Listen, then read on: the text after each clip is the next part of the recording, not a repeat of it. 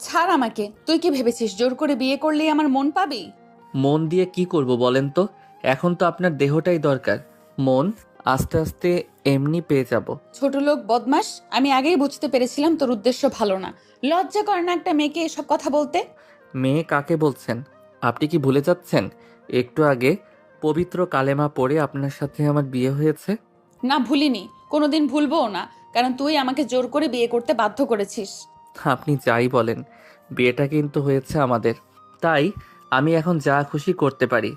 যা খুশি করতে পারিস? মানে কি করবি তুই? বেশি কিছু তো এখানে করা যাবে না।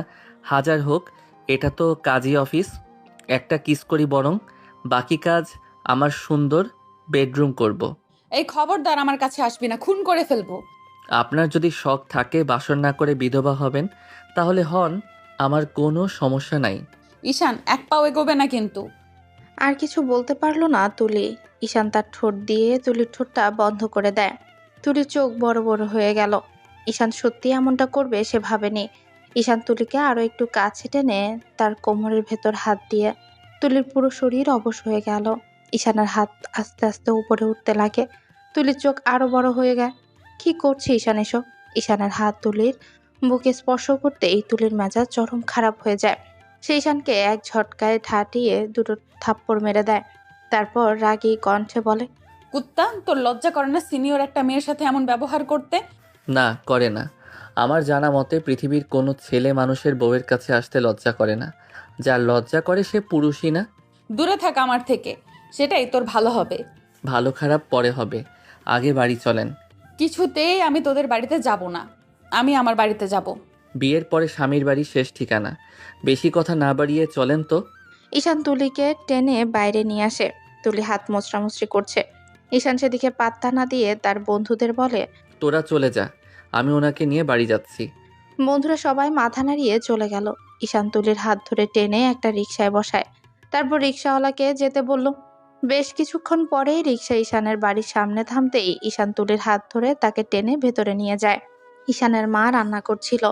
হঠাৎ ঈশান আর তুলিকে দেখে অবাক হয়। দ্রুত এসে বলে, ঈশান বাবা, কি হয়েছে? ওকে টেনে নিয়ে আসছিস কেন? আমি ওনাকে বিয়ে করেছি মা। কি বলছিস বাবা? তুই ওকে বিয়ে কিভাবে করতে পারলি? আমার কথা একবারও ভাবলি না? তোমার কথা ভেবেছি বলেই ওকে বিয়ে করেছি। তাই বলে এত বড় সিদ্ধান্ত নিবি, তাও কাউকে না জানিয়ে? কিছু সিদ্ধান্ত হুট করে নিতে হয়, তাতেই মঙ্গল। কিছু সিদ্ধান্ত কারো জীবনে আশীর্বাদ হয়ে আসে মা। তোমাদের এমন রহস্যমার্কা কথাবার্তা রাখো, আমি বাড়ি যাচ্ছি। বাড়ি যাওয়া হবে না, উপরে চলেন।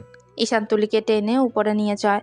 তুলি ছোটার জন্য ছটফট করলেও ঈশানের হাত থেকে ছাড়া পেল না। ঈশান রুমে এনে দরজা বন্ধ করে দেয়। ঈশান দরজাটা বন্ধ করে ঘুরে দাঁড়ায়। তার মুখে সেই আগের মতোই একরকম শান্ত অথচ ভয়ঙ্কর হাসি। তুলি একটু দূরে দাঁড়িয়ে হাঁপাচ্ছে। চোখে রাগ আর অস্থিরতা দুটোই মিশে আছে। এখন আপনি একটু ফ্রেশ হয়ে আসেন, সারাদিনের ধকল গেছে। আমি চাই আপনি শান্ত হয়ে বসুন। হব না আমি ফ্রেশ? কি করবি তুই? জোর করে গোসল করাবি? দরকার হলে সেটাও করব।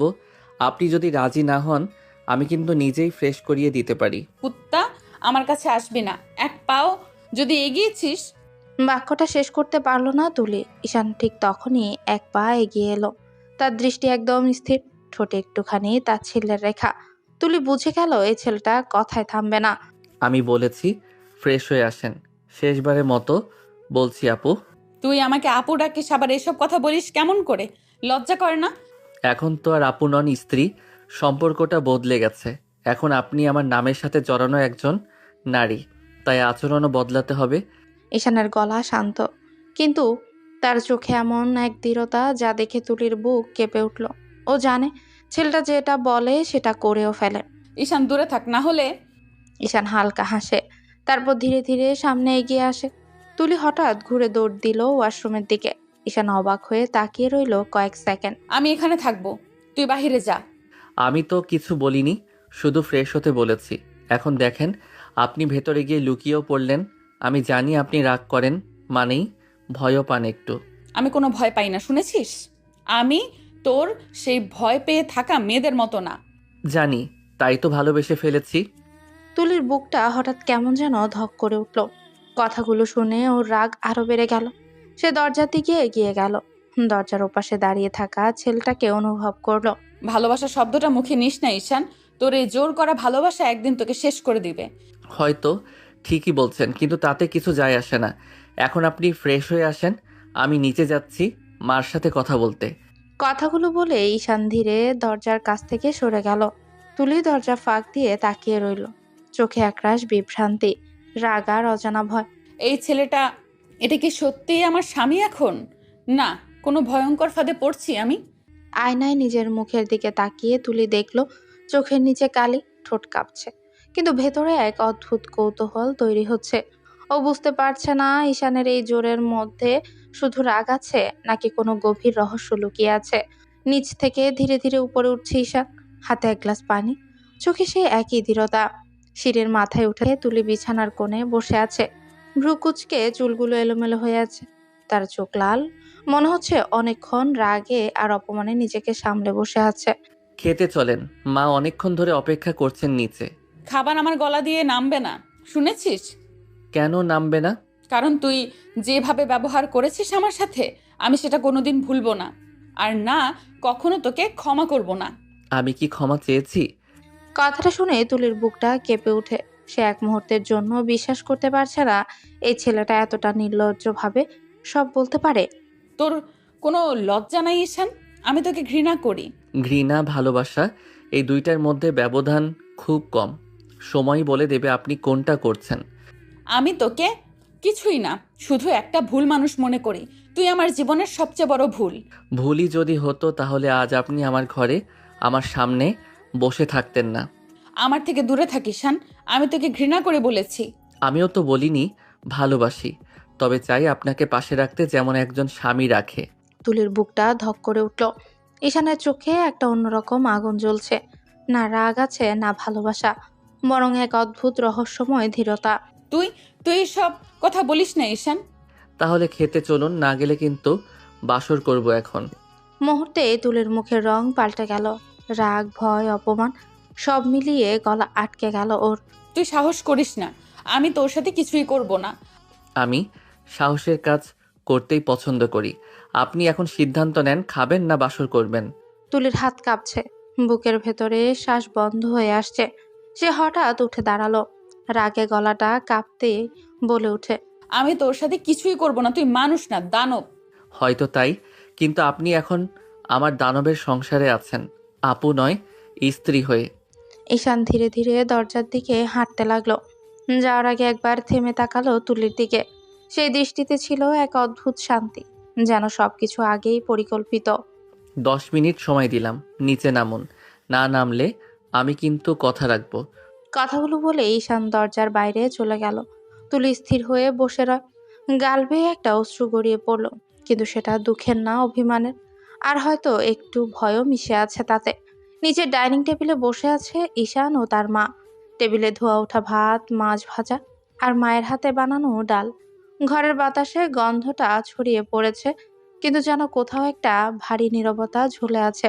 ঈশানের মা হালকা গলায় বলেন, খা বাবা, সারাদিন বাইরে ছিলি, এখন একটু ভালো করে খা। তুমি না থাকলে এই সংসারটা চলতো না মা। সারা জীবন শুধু আমার জন্যই চিন্তা করো। চিন্তা না করে উপায় আছে? হুট করে বিয়ে করলি, এখন আমি না চিন্তা করে থাকি কোথায়? ঈশান চুপচাপ একটা হাসি দেয়, চোখ নিচু করে ভাত মেশাতে লাগলো। ঠিক তখনই ধীরে ধীরে সিঁড়ি বেয়ে নিচে নামে তুলি। গায়ে হালকা গোলাপি কামিজ, চুল খোলা, মুখে স্পষ্ট ক্লান্তি আর বিরক্তি। আয় মা, আয় বস, আমি তোর জন্য প্লেট বাড়ছি। তুলি একবার ঈশানের দিকে তাকিয়ে আবার চোখ ঘুরিয়ে নিল। মুখে কোনো কথা না বলে ধীরে ধীরে চেয়ার টেনে বসে। এই নে মা, একটু ভাত দেই তোকে। প্রথম দিন ঘরে এসেছিস, না খেলে চলে? মন খারাপ করিস না মা, সব ঠিক হয়ে যাবে সময় মতো। তুলির চোখে জল টলমল করলেও সে দ্রুত মুখ ঘুরিয়ে নেয়। ওর ভেতরে যে কতটা অস্থিরতা জমে আছে সেটা কেউ বুঝলো না। এদিকে ঈশান আর তার মা টুকটাক গল্পে মেতে উঠল। ও হ্যাঁ, কাল যে রশিদের মেয়ের বিয়ে হচ্ছে, ওদের বাড়ি যাবি তো? জানি না মা, অফিসে কাজ থাকলে হয়তো যাব না। বিয়ের পর অফিস অফিস করিস না, তোর সংসার এখন শুরু হলো। সংসার তো শুরু হয়েছে মা, কিন্তু এখনো ঠিক করে শুরুর অনুমতি পাইনি। কথাটা শুনে তুলির মুখ লাল হয়ে উঠল। সে হঠাৎ চামচটা নামিয়ে রাখলো আর চুপচাপ চেয়ার ঠেলে উঠে দাঁড়ালো। আরে মা, খাওয়া শেষ করলি না কেন? খাওয়া হয়ে গেছে। বলে ধীরে ধীরে উঠে সিঁড়ির দিকে চলে গেল তুলি। তার পায়ের শব্দটাও যেন রাগে ভারী হয়ে উঠল। তুলি উপরে চলে যেতেই ঈশানের মা দীর্ঘশ্বাস ফেলেন। ঈশান, তুই ঠিক করলি তো? এই মেয়েটাকে বিয়ে করা ঠিক হলো? ওর চোখে তো শুধু রাগ। তুই কেমন করে সামলাবি ওকে? আমি ভেবেই করেছি মা, আপনি চিন্তা করবেন না। ওর রাগের ভেতরেও অনেক কিছু লুকানো আছে, আমি সেটা দেখেছি। কিন্তু তুই তো ওর মনের মানুষ না মনে হয়। এখনো না, একদিন হব। আমার বিশ্বাস আছে নিজের উপর। ঈশানের মা মাথা নেড়ে নিঃশব্দে উঠে গেলেন। ঈশান কিছুক্ষণ চুপচাপ বসে রইল। তারপর গ্লাসের পানি এক ঢুকে খেয়ে ধীরে ধীরে সিঁড়ি বেয়ে উপরে উঠল। সিঁড়ির ধারে এসে থামলো এক মুহূর্ত। উপরের ঘর থেকে তুলির দরজা বন্ধের শব্দ শুনে ঠোঁটে হালকা একরাশ হাসি ফুটলো তার মুখে। রাগ যত বেশি, ভালোবাসা তত গভীর হয় আপু। সময় সেটা প্রমাণ করবে। রাত কুয়াশা নেমে গেছে। ঘরের আলো নিচ থেকে ক্লান্ত হয়ে উঠেছে। ঘরের দেয়ালে ছায়া খেলা করছে। হালকা বাতাসে কুর্তোটার আভাস। আর তুলি এক ঘরে বসে জানলা ঘেঁষে বুক চেপে ধরে আছে। হঠাৎ দরজার নিচের দিকে কেউ নক করার আওয়াজ আসে। দরজা খুলুন। কিছুতেই না, আমি একা থাকবো এই রুমে। খুলুন না, হলে ভালো হবে না কিন্তু। কি করবে তুমি? আমি ভয় পাই না, বলো কি করবে? খুলুন, না হলে ভালো হবে না কিন্তু। দরজা ভেঙে আসবো। শব্দটা শুনে তুলি এক মুহূর্তে জমে গেল। দরজার আলোর ফাঁক দিয়ে তার চোখে অন্ধকারে ভর করে একটা বিস্ময় আর ভয়। তখন কিন্তু এমনিতেও কাছে আসা থেকে আটকাতে পারবেন না। তার চেয়ে বরং আপোষে করেন, কষ্ট কম হবে। তুই তুই কি ভাবলি আমি সহজে ভেঙে পড়বো? আমি সহজ চেষ্টা করব না, আমি যা বলেছি তাই করব। তুলির রাগ আর ভয় দুটোই মিলে গেছে। বুকটা ধক করে ওঠে, ঠোঁট দুটো কাঁপছে। সে জানে দরজা বন্ধ থাকলে নিরাপদ বোধ করে, কিন্তু ঈশানের কথায় থাকা অনিশ্চয়তা তাকে টেনে নিচ্ছে। তুলি চেয়ার টেনে উঠে ধীরে ধীরে দরজার কাছে এসে বলে, যদি তুই একটা কথা না বলিস, যদি আমার সম্মান করিস, তাহলে এই দরজা খুলবো। সম্মান? আমি যে সম্মান দেখাবো সেটা তুমি দেখেই নেবে। তুলি কয়েক সেকেন্ড দাঁড়িয়ে থেকে অবশেষে আনমনে হাতের লকের চাবি ঘোরালো। দরজার লকটা খুলেও গেল।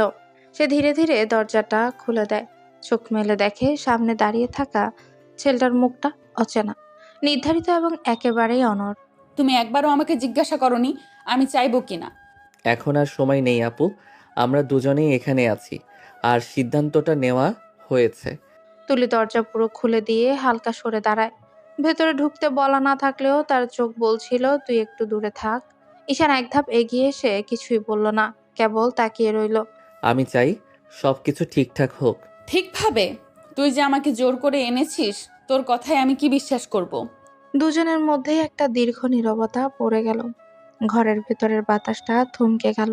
রাগ, লজ্জা, ভয় আর অজানা প্রত্যাশার এক বিশ্রী মিশেল। তুলি ধীরে ধীরে দাঁড়িয়ে চোখে অশ্রু আর মুখে কঠোরতা নিয়ে বলে, আমি তোর সাথে থাকতে পারবো না ঈশান, আমাকে একা থাকতে দাও। তুলির রাগে চোখ মুখ লাল করে দাঁড়িয়েছিল জানলার পাশে। ঈশান চুপচাপ এগিয়ে গিয়ে তার হাতটা ধরে। তুলির রাগে হাত ছাড়িয়ে বলে, হাত ছাড়ো। আমার সঙ্গে এমন ব্যবহার করার সাহস কিভাবে হলো তোমার? ঈশান কোনো কথাই বলল না, বরং ঠোঁটে একটা হালকা হাসি রেখে ধীরে ধীরে কাছে এলো। তুলির চোখের কোণে এক ফোঁটা অভিমান ঝুলেছিল। হঠাৎ ঈশান তার মুখের দিকে তাকিয়ে একটু দ্বিধা না করে ঠোঁটের উপর নিজের ঠোঁট রাখলো। তুলি স্তব্ধ। রাগ, অবাক আর লজ্জা একসাথেই চেপে বসলো মুখে। ঈশান আলতো করে তাকে কোলে তুলে বিছানায় শুয়ে দিয়ে তুলির বুক ওঠানামা করছে দ্রুত। সে রাগে বলল, ঈশান, তুমি কি ভাবো তুমি আমাকে ভয় দেখিয়ে রাখবে? আমি কিন্তু চুপ থাকবো না। আমি ভয় দেখাতে আসি নাই তলি, ভালোবাসতে এসেছি। এখন চুপচাপ ঘুমাও, না হলে বাসর করে ফেলবো কিন্তু। শয়তান একটা, এসব কথা না বললেই হয় না? না, তুমি রাগলে আমার তবেই শান্তি লাগে। ঈশান তুলিকে জোর করে জড়িয়ে ধরে শুয়ে রইল। তুলি ছটফট করে এক সময় চুপ করে গেল। সে জানে কোনো লাভ হবে না এমন করে। এক সময় তুলি ঘুমিয়ে গেল। মাঝরাতে তুলির মনে হচ্ছে কেউ তার শরীরে স্পর্শ করছে, চুমু খাচ্ছে। তুলির গলা শুকিয়ে গেছে। সে ফট করে চোখ খুলে ফেলে। সে দেখে ঈশান তাকে এলোমেলোভাবে চুমু দিচ্ছে। তুলির নিঃশ্বাস বন্ধ হয়ে আসছে। সে ঈশানকে সরাতে চাইল। ঈশান, কি করছো? সরো প্লিজ, এমন করো না আমার সাথে।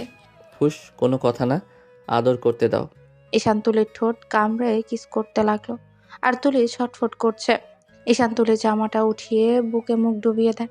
তুলি কাঁপছে অস্বাভাবিকভাবে। সে কিছুতেই ঈশানকে সরাতে পারছে না। ঈশান তুলির জামা কাপড় খুলে ছুঁড়ে মারে, তারপর সারা শরীরে স্পর্শ করতে লাগে। চুমুর পাশাপাশি ছোট ছোট বাইট দিতে লাগলো। তুলি ব্যথায় ছটফট করে উঠছে। ঈশান থামলো না, বরং আদরের মাত্রা বাড়িয়ে দিয়ে দুটো শরীর এক করে দিল। রাত গভীর, চারপাশ নিস্তব্ধ, শুধু ঘড়ির টিকটিক শব্দ। চাঁদের আলো জানলা পেরিয়ে মেঝেতে ছড়িয়ে আছে। তুলি চুপচাপ শুয়ে আছে বিছানার কিনারায়, মুখ গরম, অশ্রুতে ভিজে যাচ্ছে। হঠাৎ পাশ থেকে ঈশানের নিঃশ্বাসের শব্দ শোনা গেল। সে ধীরে ধীরে উঠে তুলির কাঁধে হাত রাখে। ঈশান নরম গলায় বলে, তুলি, কেঁদো না প্লিজ। আমি সরি। আমি আসলে ইচ্ছে করে কিছু করিনি। কিভাবে কখন তোমার কাছে চলে এসেছি বুঝতেই পারিনি। ঈশান, তুমি কিভাবে এমনটা করতে পারলে? আমার ইচ্ছের বিরুদ্ধে আমার কাছে এলে, এটা আমি কল্পনাও করিনি তোমার কাছ থেকে। জানি আমি ভুল করেছি, কিন্তু শোনো তুলি, আমি তো কোনো পাপ করিনি। তুমি আমার স্ত্রী। তোমার কাছে আসা আমার ভালোবাসার অধিকার আমার আছে।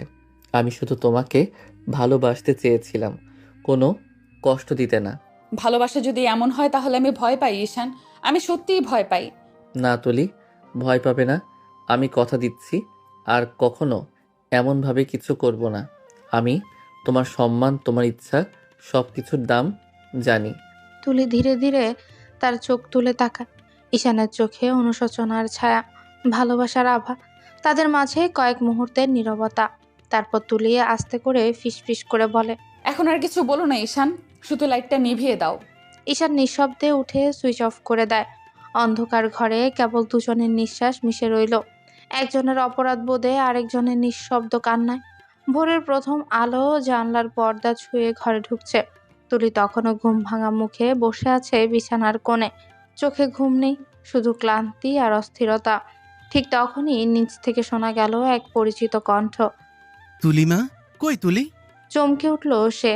বাবার কণ্ঠ। তাড়াহুড়ো করে মুখে পানি ছিটিয়ে ওড়না ঠিক করে নিচে দৌড়ে গেল। নিচে নামতেই দেখে দরজায় দাঁড়িয়ে আছে তার বাবা। চোখে মায়া, মুখে চিন্তার ছাপ। তুলি আর সামলাতে পারল না নিজেকে, হুড়মুড় করে বাবাকে জড়িয়ে ধরে। তুলি কান্না ভেজা গলায় বলে, বাবা, আমাকে নিয়ে চলো প্লিজ, আমি থাকবো না এখানে, একদম না। আরে বোকা মেয়ে, কাঁদছিস কেন? এটা তো তোর স্বামীর বাড়ি মা, এখন তুই এইখানেই থাকবি। বাবা, তুমি এই বিয়েটা মানো, এটা জোর করে হয়েছে, আমি চাইনি এই বিয়ে। তুলির কথা শুনে চারপাশ নিস্তব্ধ হয়ে গেল। ঈশান, ঈশানের মা, সবাই থমকে দাঁড়িয়ে আছে। বাবা হালকা হেসে বলেন, তুই কি ভাবছিস মা? আমি জানতে চাইতাম না। আমি তো চাইছিলাম তোকে ঈশানের সাথে বিয়ে দিতে। ওর মতন ছেলেকে আমি অনেকদিন ধরেই পছন্দ করি। ভেবেছিলাম তোর জীবনে এমন মানুষই দরকার যে তোকে সামলাতে পারবে। বাবা, তুমি জানতেও চেয়েছিলে না আমি কি চাই? জানতাম মা, তুই জেদি, কিন্তু তোর ভালো আমি তোর থেকেও বেশি জানি। ঈশান ভালো ছেলে, একটু সময় দে ওকে, তুই বুঝবি। না বাবা, আমি কাউকে সময় দিতে চাই না, আমি এমন জীবনে থাকতে চাই না। এই বলে সে দ্রুত ঘুরে উপরে চলে গেল। পায়ের শব্দে যেন সিঁড়িগুলো কেঁপে উঠে। নিচে দাঁড়িয়ে ঈশান নিঃশব্দে তাকিয়ে রইল তার পিছু পানে। বাবা দীর্ঘশ্বাস ফেলে বলেন, মেয়েটা খুব অভিমানী ঈশান, কিন্তু মনটা খারাপ না। ওর অভিমান ভাঙানোর দায়িত্ব তোমারই। মান অভিমান তো সবে শুরু আঙ্কেল, দেখা যাক কতদূর গড়ায়। ঈশানের চোখে কিছু এক। তুলির বাবা সেটা বুঝতে পারল না। ঈশানের মায়ের সাথে টুকটাক কথা বলে তিনি চলে গেল। ঈশান ঘরে এসে দেখে তুলি কাঁদছে। ঈশান কাছে বসে বলে, রাতে এত আদর করেছি, তাও তুমি চলে যেতে চাও? ওটা আদর না, ওটা জোর জবরদস্তি, আমি চাই না। যাই বলো, তবু তুমি জানো আমি যত ভালোবাসি তা তুমি সহজে ভুলতে পারবে না। তোমার রাগ, তুমি যতই বিরক্ত হও, আমার জন্য তুমি সব সময় কাছে থাকছো। আমি চাই না, আমি চাই না তুমি এমন আসো, আমাকে যেতে দাও। কখনো না। আমি চাই তুমি আমার পাশে থাকো, শুধু রাগে নয় বরং বিশ্বাসে। তোমার সঙ্গে থাকাটাই আমার ঠিকানা। তুলি হঠাৎ চুপ হয়ে গেল। চোখের কোণে অশ্রু জলমল করছে। রাগ আর অভিমান মিশিয়ে এক অদ্ভুত ভেতরের উত্তেজনা তৈরি করেছে। ঈশান তার হাতটা ধীরে তুলির দিকে বাড়ালো, কিন্তু কোনো জোর নেই, কেবল সান্ত্বনা। আমি কিছুতেই তোমাকে কষ্ট দিতে চাইনি। তোমার রাগ অভিমান সবই বুঝি, কিন্তু জানো, আমি নিজেকে সামলাতে না পেরে কাছে চলে এসেছিলাম। তার জন্য সরি বলছি তো। সবকিছু সরি বললেই হয় না ঈশান। জানি হয় না, তবে এসব ছোটখাটো ব্যাপারে সরি বললেই চলে। কত মানুষ বড় বড় অপরাধ করে সমাজে বুক ফুলিয়ে ঘুরে বেড়াচ্ছে। কার কথা বলছো তুমি? তেমন কেউ না, কথার কথা বললাম আর কি। গোসল করে আসো, খেতে যাব। আমার জামা কাপড় নাই। সমস্যা নেই, আমি আম্মুর কাছ থেকে নিয়ে আসছি। সকালের রোদটা আজ যেন কিছুটা কঠিন মনে হচ্ছিল। ঈশান চুপচাপ নাস্তা শেষ করে অফিসের প্রস্তুতি নিচ্ছিল। তুলি টেবিলের একপাশে বসে নীরব চোখে তাকিয়েছিল তার দিকে। কোনো না কথা বলে ঈশান জুতার ফিতা বাঁধে, মায়ের দোয়া নিল, তারপর দরজার কাছেই থেমে হালকা কণ্ঠে বলল, দুপুরে ঠিক মতো খেয়ে নিও, আমি সন্ধ্যার আগে ফিরবো না। যাও, তোমার অফিসে মন দাও, আমার চিন্তা করতে হবে না। ঈশান আর কিছু না বলে বেরিয়ে গেল। দরজার শব্দটা যেন পুরো ঘরে নীরবতা ঢেলে দিল। তুলি ধীরে ধীরে রুমে ফিরে এসে বিছানায় বসলো। হাতের আঙ্গুলে খেলে বেড়াতে লাগলো নিজের চুড়িগুলো। চোখের কোণে অজান্তেই জমে উঠল জল। নিজের মনেই বিড়বিড় করে বলল, এমনটা কেন করলে ঈশান? যদি কিছু জোর করে নিতে হয়, যদি একটু সময় দিতে, হয়তো আমি নিজেই তোমার দিকে আসতাম। আমাদের জীবনটা তো অন্যরকম হতে পারতো। ভালোবাসা দিয়ে শুরু হলে হয়তো আজ ঘৃণায় এমন ভারী লাগতো না। সে কিছুক্ষণ চুপচাপ বসে রইল। তারপর জানলার পাশে গিয়ে আকাশের দিকে তাকালো। রোদটা তার চোখে এসে লাগে, কিন্তু সে বুঝতে পারলো না এ রোদে তার অজান্তেই চোখ ভিজে গেছে। আমি জানি ঈশান খারাপ না, কিন্তু ওর এই বেপরোয়া ভালোবাসা কেন এমন হয়? ভালোবাসা যদি জোর হয়, তাহলে কি সেটা ভালোবাসা থাকে? ঘরের কোণে বাতাস হালকা নড়ল, তুলির চুলগুলো মুখে এসে পড়ে। সে চোখ বন্ধ করে, হয়তো নিজের ভেতরের কষ্ট থেকে একটু শান্তি খুঁজে নিতে। বাইরে গাড়ির হর্ন বাজছে, কিন্তু ভেতরে তুলির মন শুধু একটাই প্রশ্ন ঘুরছে। ঈশান, তুমি কি কখনো আমার ইচ্ছের দামটা বুঝবে? 12টার সময় রান্নাঘরে ঈশানের মা তাড়াহুড়ো করছেন। হঠাৎ তিনি তুলিকে ডেকে বলেন। তুলি, আমাকে একটু সাহায্য করো রান্নায়। তুলি একটু বাধ্য হয়ে ধীরে ধীরে সিঁড়ি বেয়ে নিচে নামলো। রান্নাঘরে এসে ছোটখাটো কাজে হাত লাগালো। ঈশানের মাকে টুকটাক সাহায্য করলো। তুলির চোখে কিছুটা হতাশার ছাপ, হালকা অভিমান মিশে আছে। হঠাৎ দরজায় কড়া নাড়ার শব্দ হলো। কেউ ভেতরে ঢুকেছে। তুলি চমকে তাকায়। চোখে অজান্তে উজ্জ্বলতা ঝলমল করে উঠল। তুলির মা এসেছে। মা, তুমি? চমৎকার লাগলো। তুলির ভেতরের সব অভিমান কষ্ট এক মুহূর্তে মুছে গেল। সে দৌড়ে গিয়ে জড়িয়ে ধরলো মাকে। কেমন আছিস সোনা? যেমন দেখছো তেমন আছি। আমাকে তো আর তোমরা তোমাদের বাড়িতে নিবে না। এখানে কেমন আছি, এখানে যেমন আছি তেমনই থাকি। তুলির গলায় স্পষ্ট রাগ, অভিমান আর এক অদ্ভুত দুঃখের ছাপ। তুলির মা শুধু নিঃশ্বাস ভরে আঁকড়ে ধরলেন তাকে। তুলি হঠাৎ থেমে গেল, চোখে জল, কপালে ভাঁজ। ওহ সোনা, সব ঠিক হয়ে যাবে। তুমি আর একটু ধৈর্য ধরো। তুমি যে এখানেই থাকছো সেটা ঠিক আছে, কিন্তু আমি জানি তোমার হৃদয় কষ্টে ভরা। মা, আমি জানি, কিন্তু আমি মানতে পারি না। ঈশানের বাড়ি আমার। আমি চাই না কেউ আমাকে বাধ্য করে অন্যরকম পরিস্থিতিতে রাখুক। সন্ধ্যা নামতে নামতেই ঘরটা হালকা ধূসর আলোতে ভরে গেছে। তুলির মা এখনো ঈশানের বাড়িতেই আছেন। দিনভর তুলির সাথে রন্ধন কাজে হাত মিলিয়ে ছোটখাটো কথা বলছেন, কিন্তু এখন মন খারাপ, তিনি যেতে চান। তুলি বসে মায়ের হাত ধরে বলেছে, মা, আমাকে নিয়ে তারপরে যাবে। মা নিঃশ্বাস ভরে বসেছেন, অপেক্ষা করছেন ঈশানের অনুমতি পেতে। তুলির চোখে একটু অভিমান, কিছুটা অস্থিরতা। সন্ধ্যা পেরোলে ঈশানের গাড়ি এসে দাঁড়ায়। ঈশান ধীরে ধীরে ভেতরে ঢুকে, চেহারায় ক্লান্তি আর অল্প হাসির ছাপ। তুলির মা দাঁড়িয়ে হাসি মিশ্রিত কণ্ঠেই বলে, ঈশান, আমি চলে যেতে চাই, তুলিকেও সাথে নিতে চাই। এখন মাত্র 2 দিন হলো বিয়ে হয়েছে, কিছুদিন থাকুক তারপর যাবে। ও শুনবে না তুলিমা, আমি বরং চলে যাই। ঠিক আছে, আপনি যেতে চান আপনি যেতে পারেন। আমি আমাদের ড্রাইভারকে বলবো, সে আপনাকে নিয়ে যাবে। তুলি দৌড়ে সিঁড়ি বেয়ে উপরে চলে গেল। তুলির মায়ের চোখে একটা মায়া আর দুঃখের ছাপ। ঈশান হালকা হাসি দেন, তারপর নিঃশব্দে মাথা নত করে। রুমের দরজাটা খুলতে ঈশান থমকে গেল। বিছানার কোণে তুলি বসে আছে চুপচাপ, চুলগুলো এলোমেলো, মুখটা ভারী, চোখে অদ্ভুত কষ্টের ছাপ। ঘরের বাতাসটাও যেন থমকে গেছে, একটা নিঃশব্দ অভিমান ছড়িয়ে আছে চারপাশে। ঈশান ধীরে ধীরে এগিয়ে এলো। মন খারাপ কেন তুলি? তুলি মাথা নিচু করেই রইল, কোনো উত্তর নেই, শুধু আঙ্গুল দিয়ে ওড়নার প্রান্তটা মুচড়ে যাচ্ছিল সে। ঈশান পাশে বসে একটু হেসে বল, ঠিক আছে, কথা না বললে নাই বলো। তবে একটা কথা বলি, তোমাকে একদিন ঘুরিয়ে নিয়ে আসবো, ভালো লাগবে তখন। একদিন না ঈশান, আমি সারা জীবনের জন্য চলে যেতে চাই। এক মুহূর্তে ঈশানের মুখ কালো হয়ে গেল, চোয়াল শক্ত হয়ে উঠল। পরের মুহূর্তেই সে হাত বাড়িয়ে তুলির মুখটা চিপে দিয়ে ধরল। এই কথা আর কোনোদিন মুখ দিয়ে বের হলে জিভ টেনে ছিঁড়ে ফেলবো, বুঝছো? তুমি কি ভেবেছো আমি থাকতে পারবো এখানে, যেখানে ভালোবাসা নেই, শুধু জোর, রাগ আর অভিমান? ভালোবাসা নেই? তাহলে রাতে যখন তোমার চোখে আমার নাম দেখেছি সেটা কি অভিনয় ছিল? ওটা ভালোবাসা না, ওটা তোমার জেদ।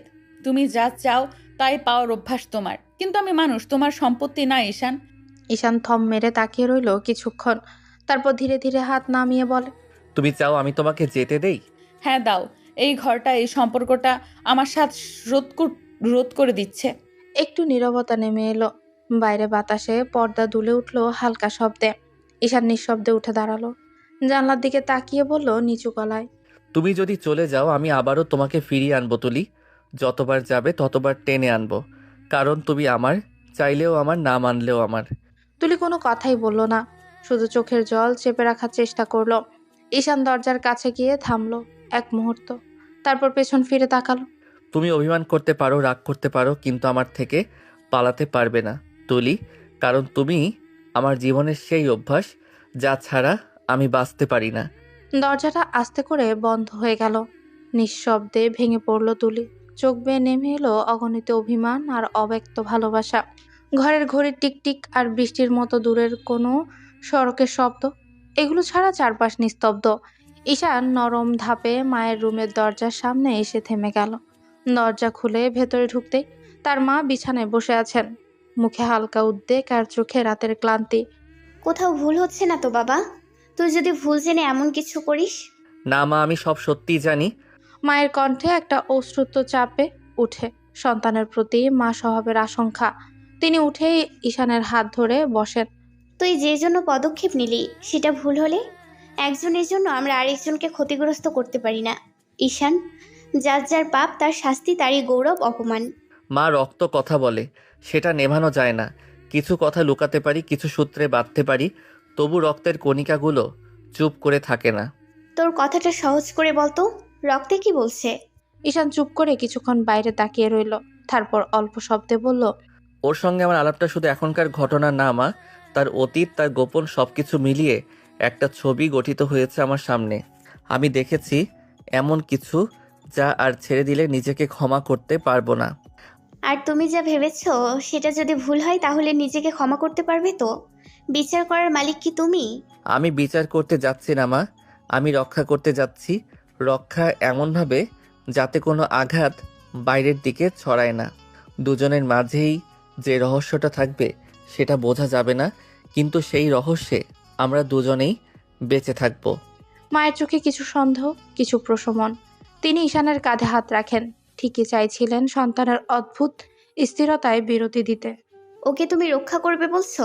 তুইও বুঝিস এই পথে যদি কিছু পরিণতি ভুল দিকে যায় তাহলে কে সামলাবে?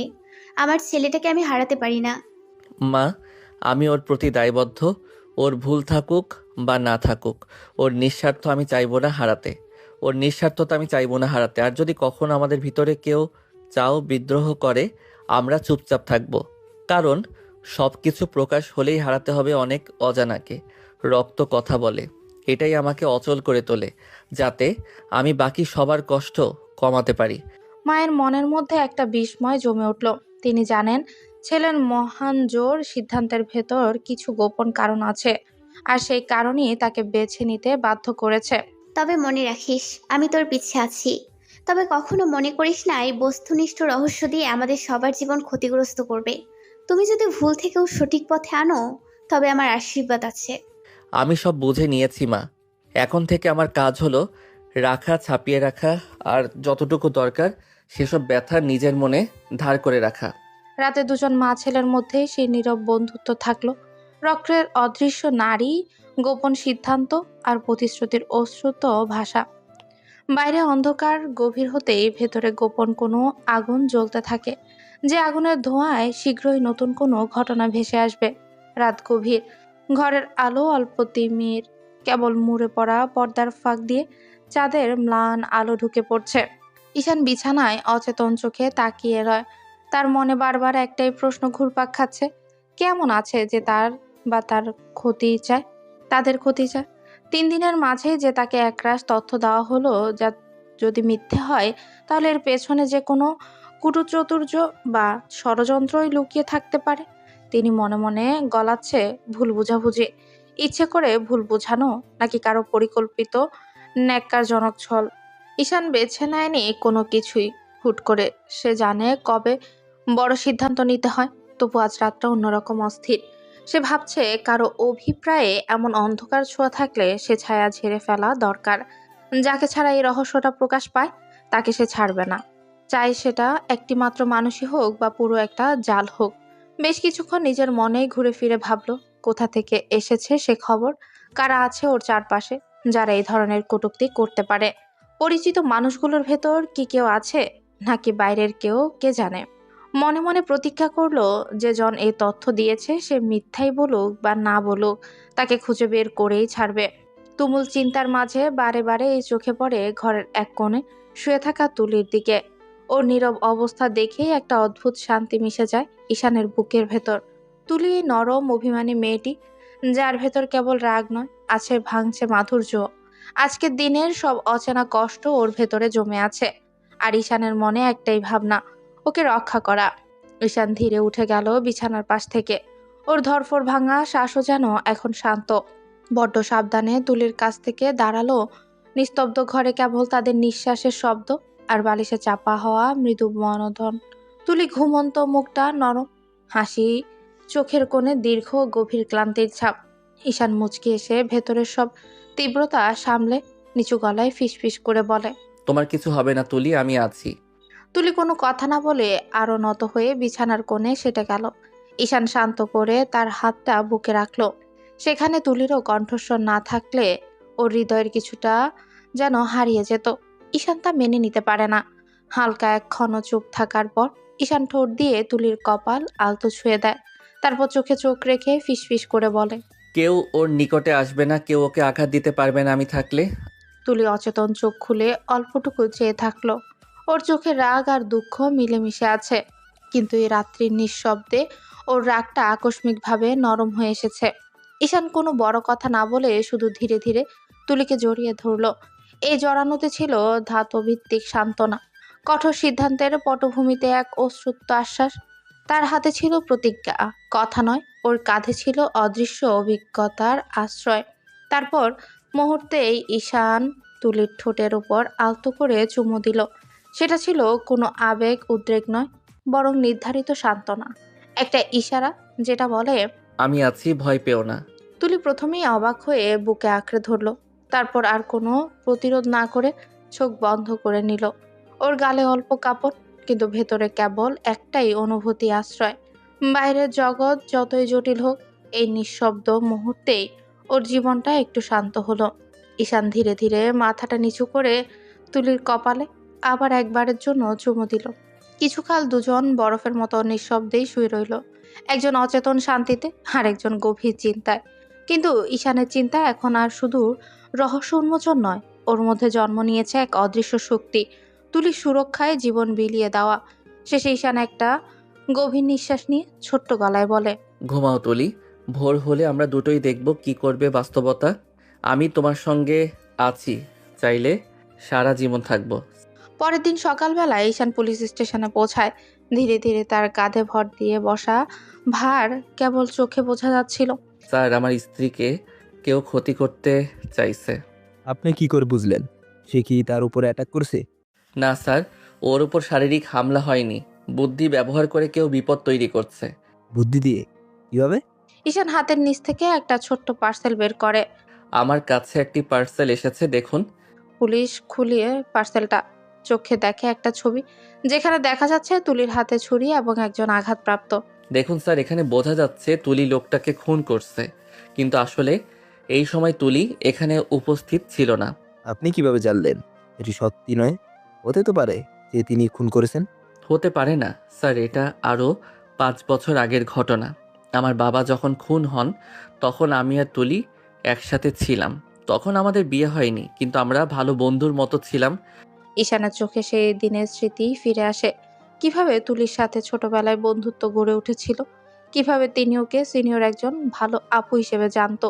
কারণ তুলির বাবা আমার বাবার বন্ধু ছিলেন, তাই ছোটবেলায় পরিচয় থেকেই আমাদের সম্পর্কটা ভালো বন্ধুত্বে পরিণত হয়েছিল। কিন্তু এখন আমি বুঝতে পারছি না কে ওর ক্ষতি করতে চাইছে। তাহলে মুহূর্তের জন্য সব জটিল হয়ে গেছে। হ্যাঁ, জটিল। আমার বাবার খুনিকে আমরা আজ পর্যন্ত খুঁজে পাইনি, 5 বছর হয়ে গেছে। কিন্তু এখন আমার মনে হচ্ছে তুলির বিপদ ভীষণ, কেউ ওকে ফাঁসাতে চাইছে। আর সেই কারচুপি যে পারদর্শিতা এ ছবিতেই স্পষ্ট। পুলিশ ঈশানের দিকে তাকিয়ে কিছু বলতে পারল না, কারণ ঈশানের চোখে ছিল অদৃশ্য দৃঢ়তা, অভিমান এবং অশ্রুত্ব সংকল্প। সে শুধু বলতে চেয়েছিল, আমার স্ত্রীর নিরাপত্তা আমার হাতেই, কেউ ওর ক্ষতি করতে পারবে না। স্যার, আমি চাই ওর নিরাপত্তা নিশ্চিত হোক। আমাকে বিশ্বাস করতে হবে যে মুহূর্তে ও পাশে থাকবে। তার সুরক্ষা আমার দায়িত্ব। ঠিক আছে, আমরা ব্যবস্থা নিব। ঈশান পার্সেলটা চেপে ধরে বেরিয়ে আসে। বাইরে সূর্য একটু হাসি মেখে উঠেছে, কিন্তু তার মনে ঘুরপাক খাচ্ছে এক অদৃশ্য ছায়া, যে ছায়া তুলে জীবনকে অন্ধকারে টেনে নিয়ে যেতে চায়। কে এই ছবি বানালো, কে ওর বিপদ ঘটাচ্ছে, আমি খুঁজে বের করব। আর কেউ যদি ওকে আঘাত দেয়, সে ভুলবে না ঈশান সব সময় আছে। রাত প্রায় 10:30। বাড়ির সব আলো নিভে গেছে, শুধু ড্রয়িং রুমে হালকা একটা ল্যাম্প জ্বলছে। ঈশান দরজা ঢুকেই থমকে গেল।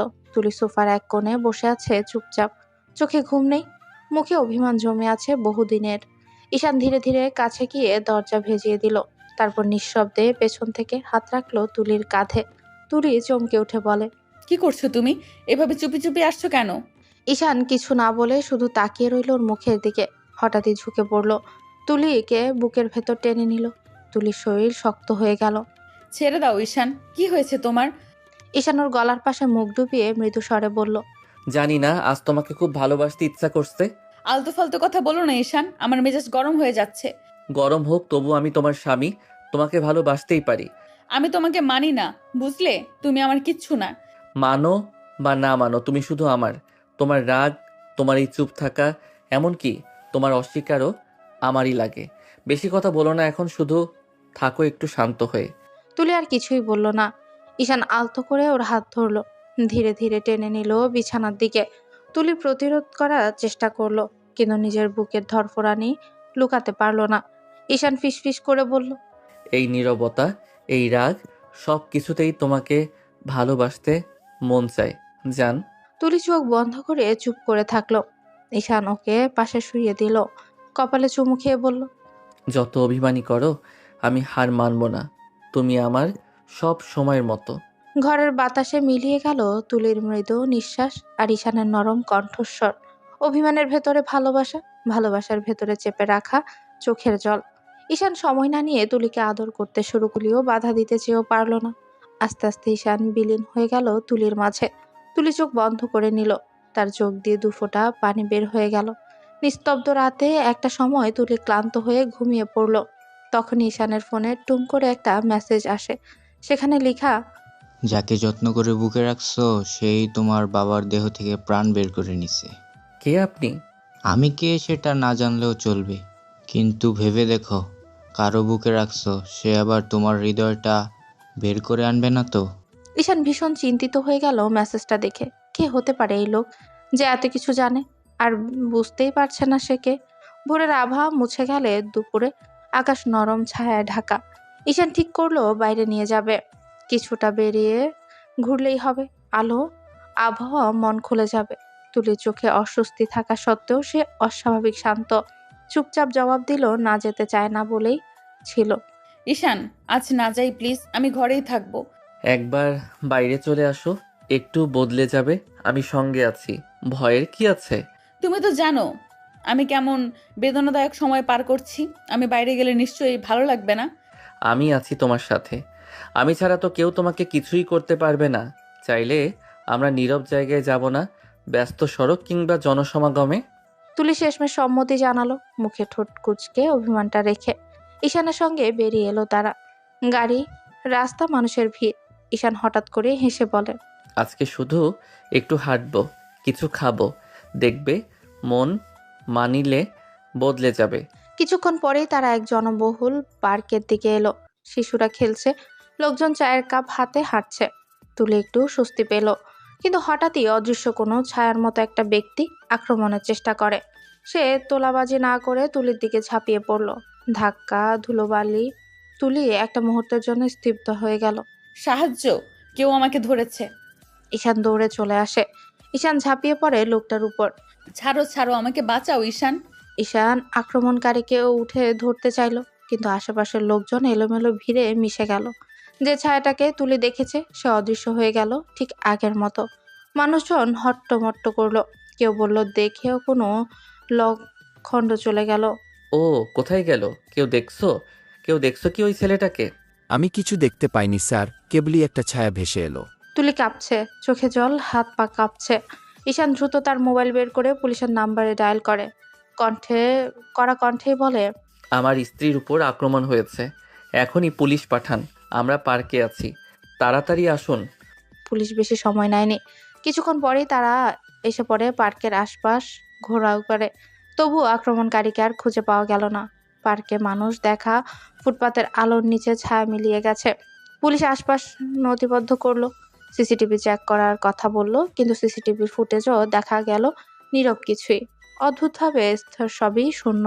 আমরা সবার বয়ান নিব, আপনাদের সঙ্গে আসতে হবে স্টেশন, কাগজপত্র দেখে ঘটনার বিবরণ লিখতে হবে। ঈশান তুলিকেও শক্ত করে ধরে রাখলো, চোখে ক্ষোভ ও উদ্বেগের মিশেল। তুলি কাঁদছে, মুখ ভার। কেউ কেউ বলে উঠল এরকম অদ্ভুত ঘটনায় আগেও হয়েছে, কেউ ইচ্ছে করে করেছে এমন। ভয় পেও না, আমি তোমার সাথে আছি। আমি এইসব পেছনের লোকদের খুঁজে বের করব। আমি এইভাবে আর থাকতে চাই না ঈশান, আমি সত্যিই ভীত। আমি কাউকে ছাড়ব না। এইবার যারাই এর পিছনে, আমি তাদের সামনে দাঁড়াবো। পুলিশ স্টেশনে গিয়েছে, বয়ান নেওয়া হলো। লোকেরা আবার তাদের কাজের ব্যস্ততায় মিশে গেল, কিন্তু এই মুহূর্তটা ঈশানের মনে একটা গভীর ছাপ রেখে গেল। কেউ আছে যে চায় তার স্ত্রীর নামে কুৎসা ছড়াতে। পার্কের রোদের নিচে তুলি কাঁদছে, আর ঈশান তার পাশে দাঁড়িয়ে আছে। রাগ, অভিমান আর অদৃশ্য আতঙ্কের মধ্যে এক অটল প্রতিজ্ঞা জেগে ওঠে। দরজায় ঘন্টা বেজে ওঠে। ঈশানের মা রান্নাঘর থেকে বেরিয়ে আসে, চোখে উদ্বেগ, কপাল কুঁচকানো। দরজা খুলতেই দেখেন ঈশান তুলিকে এক হাত ধরে দাঁড়িয়ে আছে। তুলির মুখ ফ্যাকাশে, চোখ ভেজা, ঠোঁট কাঁপছে। আল্লাহ, এ কি অবস্থা তুলির? মুখটা এত সাদা কেন রে বাবা? কি হয়েছে? মা, তুলির উপর কেউ অ্যাটাক করেছিল আজকে। কি? কে? কোথায়? কখন? ঈশান তুলিকে আস্তে করে সোফায় বসায়, তারপর তুলিও চুপ, চোখ দুটো ফাঁকা, যেন কিছু শুনতে পাচ্ছে না। পার্কে গিয়েছিলাম মা, একটু হাঁটতে হঠাৎ করেই কেউ পেছন থেকে ওর উপর ঝাঁপিয়ে পড়ে। আমি বুঝে ওঠার আগেই ও ভয় পেয়ে কেঁপে ওঠে। আমি ধরতে গিয়েছিলাম, কিন্তু লোকটা উধাও হয়ে গেল। হায় আল্লাহ, কার এত সাহস একটা মেয়ের ওপর এমনভাবে হামলা করে? আমি জানি না মা, কিন্তু কেউ ওর ক্ষতি করতে চাইছে। পুলিশে খবর দিয়েছি, তারা এলো, কিন্তু কিছুই পেল না। যেন কেউ ছায়ার মতো উধাও হয়ে গেল। মা, ভয় পাস না, আল্লাহ আছে, কিচ্ছু হবে না তোর। মা, আমি বুঝতে পারছি না কে আমার এত বড় ক্ষতি করতে চাইছে। আমি তো কাউকে কোনো ক্ষতি করিনি। আমি জানি মা, তুই কিছু করতে পারিস না, কিন্তু এই পৃথিবীতে ভালো মানুষরাও শত্রু বানায়। তুই এখন থেকে একদম একা কোথাও যাবি না। আমি পাশে আছি মা, কাউকে কিছু করতে দেব না। কিন্তু আমার সন্দেহ হচ্ছে এটা স্রেফ হামলা না, কেউ আমাদের মধ্যে ফাটল ধরাতে চায়, কারো পরিকল্পনা আছে। আমি আগেও বলেছিলাম বাবা, তোর জীবন নিয়ে কেউ খেলা করছে, এখন আর হালকা করে দেখিস না। ঈশান তাকিয়ে রইল তুলির দিকে, চোখে মিশে থাকা ভয়, কষ্ট আর এক অদ্ভুত নীরবতা। তুলির ঠোঁট কাঁপছে, চোখে জল জমে ওঠে। ঈশান, আমি যদি একদিন সত্যিই কিছু হয়ে যাই? চুপ, এই কথার মুখ থেকে বের করবে না তুলি। আমি জানি তুমি আমার, কেউ তোমার বিরুদ্ধে যতই চেষ্টা করুক আমি বিশ্বাস হারাবো না। তোমাদের দুজনের জীবনে কিসের ছায়া ঘনিয়ে আসছে কে জানে, কিন্তু আল্লাহর কসম, এই ছায়া তোমাদের আলাদা করতে পারবে না। রাত তখন গভীর, চারপাশে নেমে এসেছে নিস্তব্ধতা।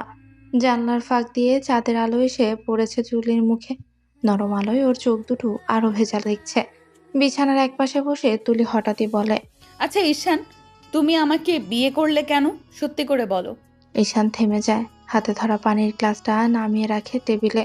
চোখে এক ঝলক দ্বিধা, আরেকটা অজানা ভয়ও যেন ঝিলিক দিল।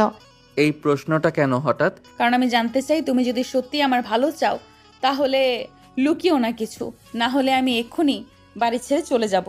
আমি তোমাকে প্রোটেকশন দেওয়ার জন্য বিয়ে করেছি। প্রোটেকশন মানে কি? আমি কি এতটাই অসহায়? আমার বাড়িতে ছিলাম, সেখানে কি সমস্যা ছিল? তোমার বাড়িতে সমস্যা নেই, কিন্তু তোমার আশেপাশে সমস্যা আছে। তোমার চারপাশে এমন কিছু চোখ ঘুরছে যেগুলো তোমার ক্ষতি করতে চায়। তারা খুব চতুর, বাইরে থেকে বন্ধু মনে হয়, কিন্তু ভেতরে বিষধর সাপ। কিন্তু কেন? আমি তো কারোর কোনো ক্ষতি করিনি ঈশান, কে এমন আমার ক্ষতি চায়? আমি জানি না, কিন্তু আমি জানি যেদিন তোমার উপর হামলা হয়েছিল সেটা কোনো সাধারণ ঘটনা না। ওরা তোমার উপর আঘাত না করে তোমাকে ভয় দেখাতে চেয়েছিল, যাতে তুমি মানসিকভাবে ভেঙে পড়ো, যাতে তুমি একা হয়ে যাও। মানে তুমি বলছো কেউ আমাকে ফাঁসাতে চায়? শুধু ফাঁসানো না তুলি, কেউ তোমার চারপাশের সম্পর্কগুলো ভাঙতে চায়। তুমি বুঝবে না, কিন্তু ওরা অনেক আগেই আমাদের জীবনটা নোংরা খেলায় পরিণত করেছে। তাহলে তুমি আমাকে বিয়ে করেছো ভালোবাসা থেকে নয়, রক্ষা করার জন্য? ভালোবাসা, সেটা হয়তো আগে বুঝিনি তুলি, কিন্তু এখন যখন তোমাকে হারানোর ভয় পাই তখন বুঝি। রক্ষা করা মানেই ভালোবাসা। আমি তোমাকে বিয়ে করেছি যেন কেউ তোমার জীবনে হাত দিতে না পারে। যতক্ষণ আমি বেঁচে আছি কেউ তোমাকে ছুঁতেও পারবে না। কিন্তু আমার শত্রুটা কে সেটাই বুঝতে পারছি না। আমার চারপাশে যে সবাই আপন, তাদের মাঝে যদি কেউ হয়? আমি জানি না তুলি, কিন্তু খুঁজে বের করব যে তোমার ছায়ায় আগুন ধরিয়েছে, যে আমাদের জীবনে এই খেলাটা শুরু করেছে। তাকে আমি একদিন খুঁজে বার করব, আর সেই দিন সব রহস্যের মুখোশ খুলে যাবে। তুলির চোখে ভয় আর আস্থার মিশ্র ছাপ। বাইরে বাতাস হু হু করে বইছে, জানলার পর্দা উড়ে উঠছে, চাঁদের আলোয় ওদের ছায়া মিলেমিশে যাচ্ছে এক অজানা অন্ধকারে। যেন সেই ছায়ার ভেতরে লুকিয়ে আছে অজানা কোনো সত্য, কোনো ভয়ঙ্কর রহস্য। রাতটা ছিল নিস্তব্ধ, জানলার বাইরে নরম হাওয়া বইছিল, ঘরের ভেতরে মৃদু আলো জ্বলছে। ঈশান সোফার কিনারায় বসে তুলির দিকে তাকিয়ে রয়। তুলিও চুপচাপ, মুখটা ঘুরিয়ে অন্যদিকে তাকিয়ে আছে।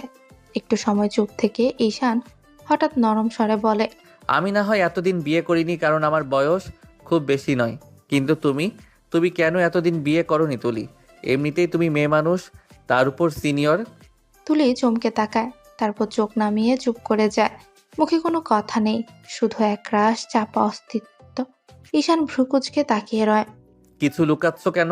দুই হাত দিয়ে তুলির মুখটা আলতো করে তুলে ধরে, তারপর নরম গলায় বলে, আমার চোখের দিকে তাকাও তুলি, সত্যিটা বলো, কেন এতদিন বিয়ে করনি তুমি? তুলি চোখ ফিরিয়ে নিতে চাইল, কিন্তু ঈশানের চোখের টান এড়াতে পারল না। এক ফোঁটা নিঃশ্বাস ফেলে ধীরে বলল, কারণ তোমার বাবা আমাদের বিয়ে ঠিক করেছিলেন ঈশান।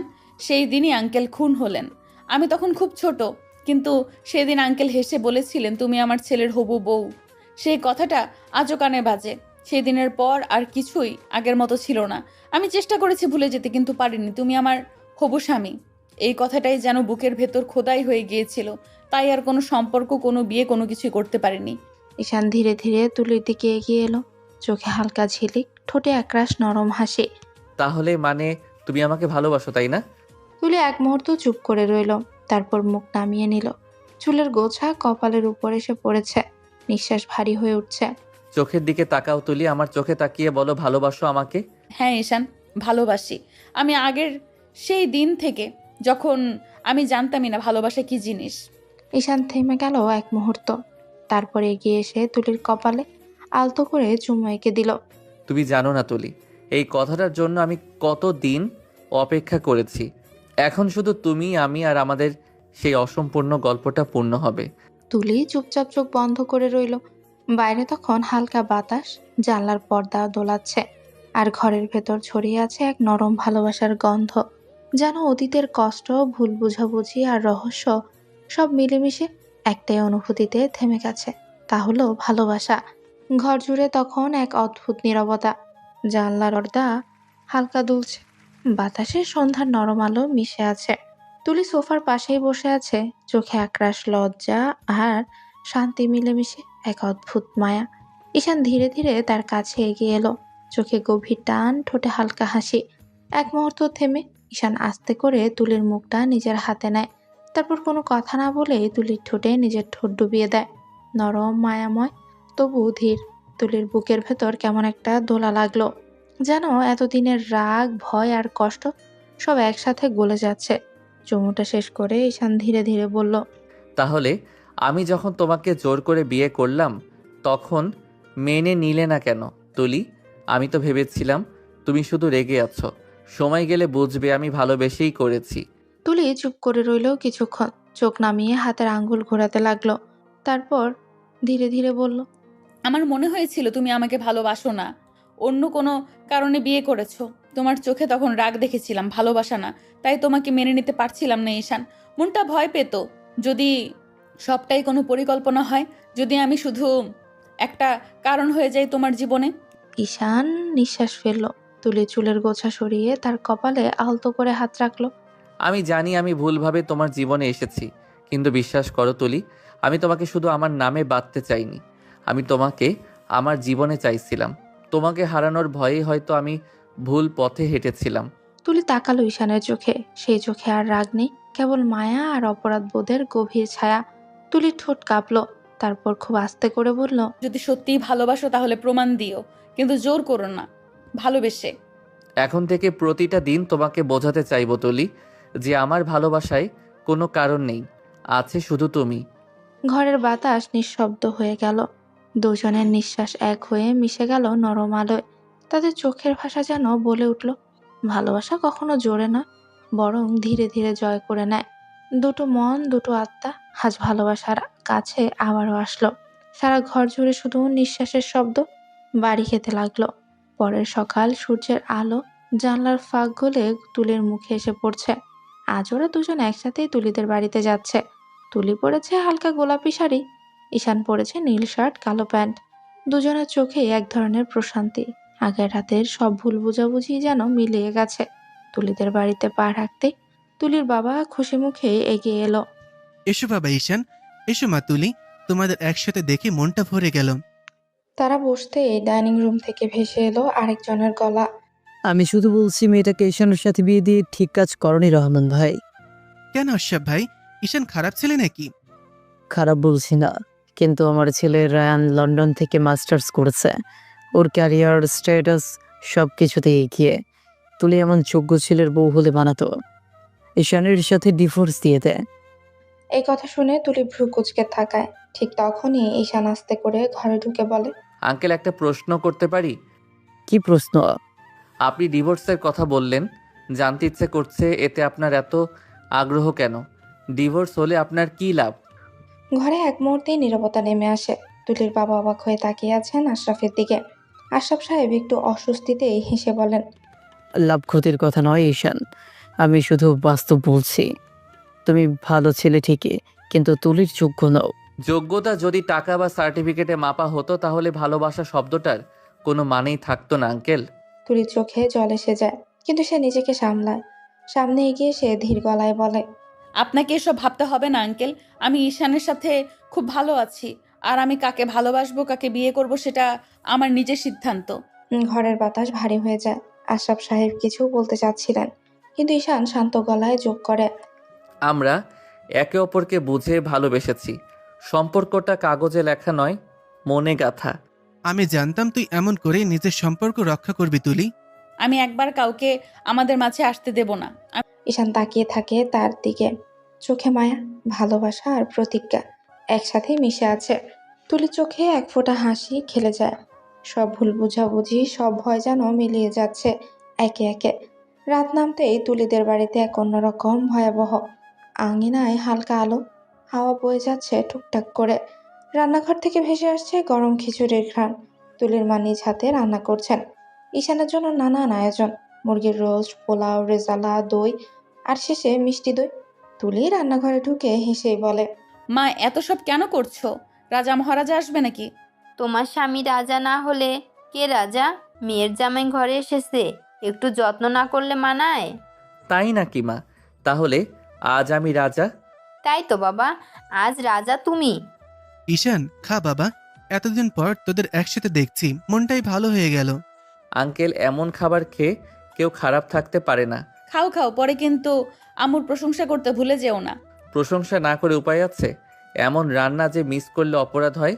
তোমরা দুজন ঝগড়া করো না এখন, আগে খেয়ে নাও। রাত বাড়তেই থাকে, হাসি ঠাট্টা জমে ওঠে পুরো বাড়ি। তুলির মা গল্প শুরু করেন পুরোনো দিনের। মনে আছে তুলি, ছোটবেলায় তুই কাঁদতিস ঈশান স্কুলে গেলে? মা, এসব পুরনো কথা এখন বলতে হবে?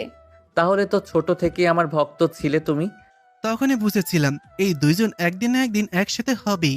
তুলির মুখ লাল হয়ে যায়। ঈশান চুপচাপ তার দিকে তাকিয়ে থাকে, চোখে মায়া আর একটুখানি দুষ্টুমি। ডাইনিং শেষ করে সবাই বসে আছে বারান্দায়। হালকা আলো চাঁদের গায়ে মাখতেই তুলির মুখটা আরো শান্ত দেখায়। ঈশান আস্তে করে বলে, শান্তি রাখবে তো আবার ঝগড়া করবে না? তুলির মা দূর থেকে তাকিয়ে মৃদু হাসেন, তার চোখে পরম তৃপ্তির ছায়া। মেয়ের জীবনে অবশেষে সত্যি একটুখানি সুখ এসেছে, যা এতদিন কেবল অপেক্ষায় করছিল। রাত গভীর, চাঁদের আলো জানলা দিয়ে ঢুকে পড়েছে তুলির মুখে। ঘরে মৃদু বাতাসের সঙ্গে মিশে আছে নীরবতা। তুলি তখন ব্যালকনিতেই বসে গল্পের বই পড়ছিল। ঈশান ধীরে ধীরে তার কাছে এসে বইটা সরিয়ে নেয়। তুলি অবাক হয়ে বলে, কি হলো, বই পড়তে দেবে না এখন? ঈশান হেসে কিছু না বলে ওকে কোলে তুলে নেয়। তুলি কেঁপে উঠে বলে, ঈশান রাখো নিচে, কেউ দেখে ফেলবে। আমি কাউকে দেখার সুযোগ দেব না তুলি। বলে ওকে বিছানায় শুয়ে দেয়, কপালে একটা চুমু দেয়, তারপর আলতো করে ঠোঁটে ছুঁয়ে দিল। তুলি লজ্জায় চোখ বন্ধ করে ফেলে।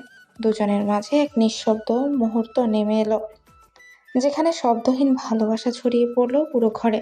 এরপর ঈশান ধীরে ধীরে তুলির কপালে চুল সরিয়ে বলে, তুলি, আমার একটা সন্দেহ হচ্ছে। কেমন সন্দেহ? আমার মনে হচ্ছে বাবার খুনের সাথে আশরাফ আঙ্কেল কোনোভাবে জড়িত। কি বলছো তুমি ঈশান? আঙ্কেল এমন কেন করবে? জানি না, কিন্তু ওনার চোখে মুখে কিছু একটা অস্থিরতা ছিল আজ। যখন আমাদের বিয়ের কথা উঠল, উনি যেন ভেতর থেকে কেঁপে উঠলেন। মনে হচ্ছিল কিছু লুকাচ্ছেন। কিন্তু তুমি এমন ভাবছো কেন? হয়তো ওনার অন্য কোনো চিন্তা ছিল। না তুলি, আমার অনুভূতি ভুল বলে না। আর একটা কথা, উনি আমাদের সম্পর্ক মেনে নিতে পারেননি। ওনার কথা শুনে মনে হচ্ছিল যেন এই সম্পর্কটা তাকে ভয় পাইয়ে দিচ্ছে। আমি জানি না সত্যিটা কি, কিন্তু আমি থামবো না তুলি। যে আমার বাবাকে মেরেছে, সে যত কাছেরই হোক, আমি খুঁজে বের করব। আমি তোমার পাশে আছি ঈশান, তুমি যদি আগুনেও নামো আমি পিছু হটবো না। ঈশান মৃদু হাসে, কপালে চুমু খেয়ে বলে, তখন আমার হাত ধরবে তো, যদি চারদিক অন্ধকার হয়ে যায়? আমি তো তোমার আলো, অন্ধকার কেটে ফেলবো আমি নিজেই। চাঁদের আলো তখন তাদের উপর নেমে আসে। একটা প্রেম, একটা প্রতিশ্রুতি, আর এক গভীর রহস্যের শুরু হয়ে যায় সে রাত থেকে। তারা দুজনেই আবার কাছাকাছি আসে, ভালোবাসাময় রাত কাটায় দুজনে একসাথে। সকালটা ছিল অদ্ভুত শান্ত, যেন প্রকৃতি নিজেই কিছু বোঝাতে চাইছিল। চায়ের কাপ হাতে ঈশান বসেছিল ড্রয়িং রুমে, মুখে গভীর চিন্তার ছাপ। তুলির বাবা তখন খবরের কাগজ পড়ছেন। ঈশান একটু দ্বিধা নিয়েই বলল, আচ্ছা আঙ্কেল, একটা কথা জিজ্ঞেস করব? হ্যাঁ বলো বাবা, কি জানতে চাও? আমাদের সব সম্পত্তি কার নামে ছিল? কেন, তোমার বাবার নামেই তো ছিল, আর কার নামে থাকবে? আচ্ছা আঙ্কেল, তাহলে আপনার সম্পত্তি কার নামে? আমি তো ছোটবেলায় তুলির নামে সব করে দিয়েছি, আমার কিছুই রাখিনি নিজের নামে। কথাটা শুনে ঈশানের মুখের ভাব মুহূর্তেই বদলে গেল। চোখের দৃষ্টিও তীক্ষ্ণ হয়ে উঠল, যেন হঠাৎই সব জোড়া লেগে গেল ওর মনের ভেতর। তাই বুঝি? কি বললে? কিছু না আঙ্কেল, হঠাৎ একটা কথা মনে পড়ল। তাহলে ঠিকই ভেবেছিলাম, আশরাফ আঙ্কেল তুলির জন্যই এত অস্থির। সম্পত্তিটা যদি তুলির নামে থাকে আর তুলি যদি না থাকে? ভাবতেই শরীরটা হিম হয়ে গেল ঈশানের। ওর মনে হচ্ছিল বাবার মৃত্যুর সঙ্গে এই অদ্ভুত সম্পত্তির খেলাটা কোনো না কোনোভাবে জড়িত। আর এবার কেউ যদি সত্যিই তুলির ক্ষতি করতে চায়, তাহলে সে আর কাউকে ছাড়বে না। বিকেলের রোদটা নিস্তেজ হয়ে পড়েছে। তুলি আর ঈশান ফিরছে গাড়িতে, দুজনেই নীরব। তুলির হাত নিজের হাতে শক্ত করে ধরে আছে ঈশান। তুলির নরম গলায় বলল, কি হয়েছে ঈশান, সকাল থেকে চুপচাপ কেন? কিছু না তুলি, তবে এখন থেকে তুমি একা কোথাও যাবে না। কেন, কিছু হয়েছে নাকি? হয়েছে বলবো না, কিন্তু কিছু একটা হচ্ছে যা আমি এখনো বুঝতে পারছি না। তুমি আমায় ভয় দেখাচ্ছ ঈশান? না জান, ভয় পেও না, আমি আছি না তোমার পাশে। কেউ তোমার এক চুলও ক্ষতি করতে পারবে না। আমি তোমায় বিশ্বাস করি ঈশান। গাড়ি তখন বাড়ির গেটে ঢুকেছে। আকাশে সূর্যটা ডুবে যাচ্ছে ধীরে ধীরে, কিন্তু তাদের জীবনে উঠেছে নতুন এক অন্ধকার, যেখানে ভালোবাসার সঙ্গে মিশে আছে রক্ত, প্রতারণা আর লুকানো শত্রুর ছায়া। ঈশান গভীর রাত পর্যন্ত অপেক্ষা করছিল। বাড়ির সবাই ঘুমিয়ে পড়ে, বাড়ির প্রতিটি ঘর যেন নিঃশব্দে নিভে গেছে। সে হাতে একটা ছোট্ট ট্রান্সলিভার লাগিয়ে, নিজের প্রফেশনের সুবিধা কাজে লাগিয়ে, আর কোনো সন্দেহ না জন্মাতে ছলমনাময়ভাবে আশরাফ সাহেবের বাড়ির অদূরে হাজির হয়েছিল। তার পকেটে রাখা সিসি মডিউল একটা ছোট্ট গ্লোব নয়, কোনো বিশেষ যন্ত্রও নয়, কেবল একটা ক্যামেরা, যা আগে থেকেই তৈরি, দেখা নজর না রেখে ধরা দেবে। ঈশান নিজের কাজ নীরবে করে ফেলেছিল। তার লক্ষ্য একটাই, সত্যটা খুঁজে বের করা। পৃথকভাবে ঈশান কণ্ঠস্বরে বলে, আজ রাতেই দেখবো ওরা কি বলে। ক্যামেরা লাগালো মোটেও সহজ ছিল না। কিছুক্ষণ কৌশলে ছায়ার মতো ঢুকে সে স্থান করে ফেলেছিল। রাতে সে আবারও বাড়ি ফিরে এসে বসে। মনের ভেতরে এক অদ্ভুত উত্তেজনায় চোখ কাঁপছিল। সিসি থেকে রিয়েল টাইমে ফুটেজ দেখতে দেখতে সে অপেক্ষা করলো। আর কিছুক্ষণের মধ্যেই ক্যামেরার সামনে দুজনের পদচারণ হলো। আশরাফ সাহেব আর তার ছেলে রায়ান ঘরের ভেতর ঢুকলো। ক্যামেরার লেন্স যেন চোখ খেয়ে রইল। আর ঈশানের হৃদয় কড়া করে ঢুকছে, এখানে সবকিছু রেকর্ড হবে। তারাও বসলো কফির কাপে মুখ নিয়ে। সাধারণ কথাবার্তায় শুরু করে, কিন্তু কথাগুলো ধীরে ধীরে বিষাক্ত ও দেহে জমতে লাগলো। ঠিক আছে রায়ান, তুই তো লন্ডনে পড়েছিস, মানুষ হিসেবে তোর স্বভাব করে উঠেছে আর একটু শিক্ষিত, কিন্তু এই দেশের রীতিনীতিতে ক্ষমতার সম্পত্তি কথা বলে। বাবা, তুমি আবারও সেই কথা কেন? তুলি ওদের বাড়িতে তো। আগে যেমন ওই ঈশানের বাপের জন্য আমার সব সম্পত্তি হাতছাড়া হয়ে যাচ্ছিল, এখন আবার ঈশানের জন্য আমার সব সম্পত্তি হাতছাড়া হয়ে গেল। তুমি কি বুঝছো না? কিসের সম্পত্তির কথা বলছো বাবা? মূর্খ কেন তুই? তোকে লন্ডন রেখে পড়ালাম কি মূর্খ হওয়ার জন্য? তুলির বাবার কোটি কোটি টাকার সম্পত্তি, ওই সব কিছু সেই মেয়েটির নামেই আছে। তাই আমি ঠিক করেছিলাম তুলি যদি তোর বউ হতো, সেগুলো একদিন আমাদের স্বার্থে কাজ করতো। কিন্তু তারপর কি হলো? হঠাৎ কোথা থেকে ঈশানের বাবা এসে পড়ল, তুলির সাথে আইনিভাবে বিয়ের প্রস্তাব দিল, আর তুলি শান্তভাবে রাজি হয়ে গেল। আমার সমস্ত প্ল্যান ভেস্তে গেল। আমি তখন রেগে গেলাম। ক্যামেরার সামনে আশরাফের ভাঙা ঠোঁটের কোণে কুটিল হাসি, তার কণ্ঠ যেন সামান্য চেঁচানো। আমি তখন রেগে ঈশানের বাবাকে মারলাম। বাবা, তুমি কি বলছো? তুমি আর এইটুকুই তো ছিল। তারপর আমি এমনভাবে একটা ছবি বানালাম যাতে ঈশান মনে করে তুলি তার বাবাকে ছুরি দিয়ে আঘাত করেছে। ওটা দেখেও ঈশান শখ খায়, বিশ্বাস করে তুলে ছেড়ে যাবে, আর ওদিকে ঈশান বাবাকে হারিয়ে উন্মাদ হবে। আমার সব পরিকল্পনা যেন চারদিকে ছড়িয়ে পড়ে। বাবা, তুমি কি করছো? এটা কি হলো এভাবে? কি হলো? কি হলো? তার উল্টোই হলো। ঈশান তুলিকে বিয়ে করে নিয়েছে। আমার সব প্ল্যান ভেসে গেল। যদি ঈশান না হতো, সবকিছু আমি মনের মতো করে নিতে পারতাম। ক্যামেরার ক্যাপচারে আশরাফের গলায় সেই জানালা ফেটে পড়া, অন্তর থেকে বের হওয়া স্বীকারোক্তি ঈশানের হৃদয়ে অগ্নিসংযোগ জ্বালিয়ে দিল। ঈশান তখন ক্যামেরার পেছনে বসে কেঁপে উঠল। তার ভেতরে গজিয়ে ওঠা ঘৃণা আর শূন্যতার মিশেলে চোখ লাল হয়ে এলো। ক্যামেরার পর্দায় আশরাফ আরও বলল, আমি সব সাজিয়ে রেখেছিলাম রায়ান, কিন্তু ঈশান এসে সব কাঁধে তুলে নিল। এখন তুলি ওর কাছে, আর আমার স্বপ্ন ভেঙে গেল। বাবা, এটা তো অপরাধ। কাউকে ক্ষতি করে তারপর সেটা ঢেকে এভাবে, সেটা হয় না। খুন হলে খুন, ফাঁদ হলে ফাঁদ। মানুষ যেভাবে জিততে চায় তাতে ন্যায্যতা খুঁজি না রায়ান।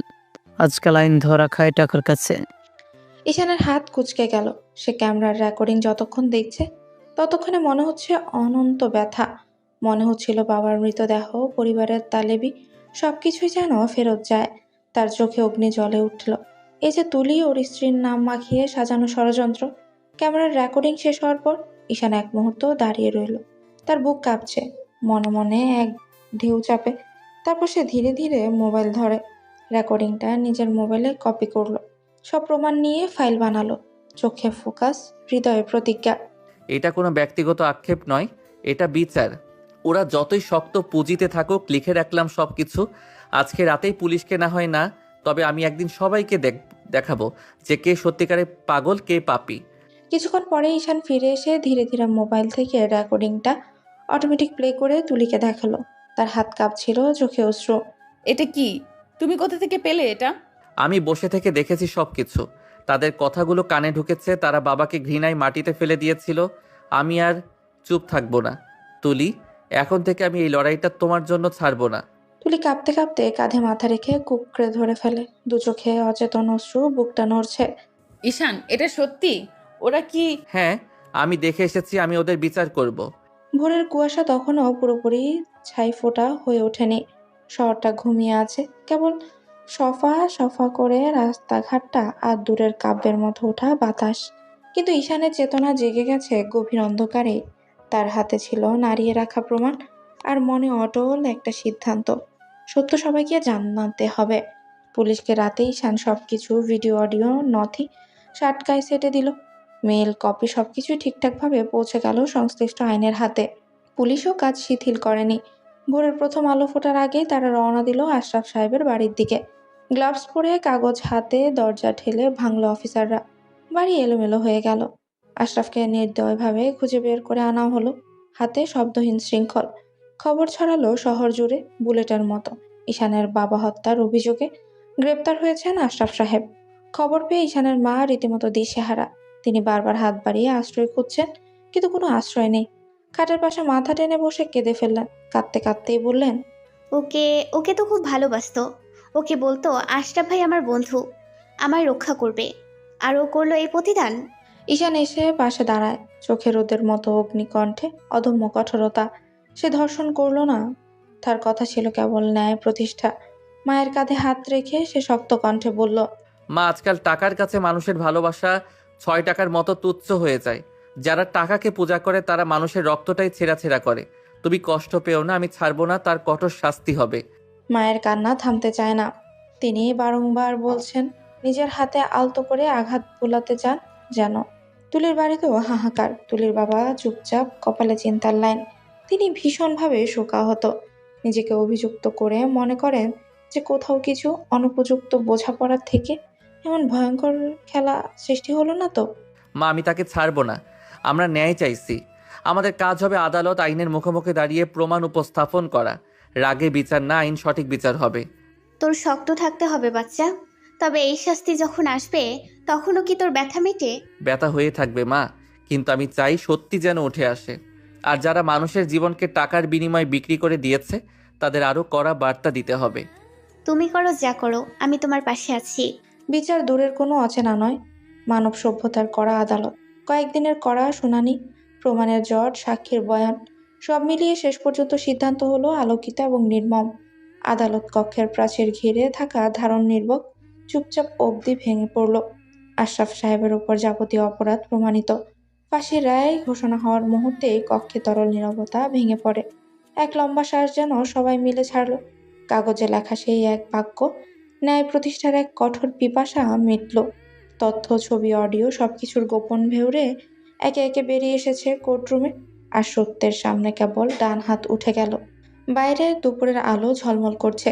ঈশান মাথা ঠিকঠাক করে রেখে হলো না, ছুটে গেলেন তিনি হাতে রাখা কাগজটি ধরে। সেখান থেকে সরাসরি মামলার নথি নিয়ে ছুটে এলেন বাড়িতে। মায়ের কানে খবরটা পৌঁছালো। মা পা ধরে পড়ে গেলেন, চোখে আবেগ আর নির্বাক ধাক্কা মিশে। ঈশান কাঁধে কাগজ রেখে মায়ের সামনে দাঁড়ায়। মায়ের চোখে এখনো বিব্রত কাদা, মুখে অবর্ণীয় ক্লেশ। ঈশান ধীরে মায়ের হাত ধরে বলে, দেখেছো মা, সত্য কখনো চাপা থাকে না। আদালতও আজ বলল, প্রমাণ সামনে রেখেই রায় দিল। কি সুন্দর কথা বলছিস তুই, কিন্তু এই খুশির মাঝে আমার হৃদয় টুকরো টুকরো। তোর বাবাকে আর ফিরিয়ে আনা যাবে না। তবুও অন্তত এক ঘাতকের শাস্তি হলো। মা, আমরা বাবার জন্য বিচার চেয়েছি, আজ সেটা মিলেছে। বাবার কষ্টের মূল্য হয়তো ফিরবে না, কিন্তু তার হত্যাকারীর শাস্তি নিশ্চিত হয়েছে। আর তুলি, তার আর কোনো বিপদ থাকবে না। আমি নিশ্চিত করে বলতে পারি মা, এখন থেকে কেউ ওর দিকে হাত তুলতে পারবে না। এই রায় আমাদের জন্য এক প্রকার শান্তির সংকেত, কিন্তু হৃদয়টা তো ভাঙা রয়ে গেছে। আমরা সবাই ধীরে ধীরে ঠিক হয়ে উঠব।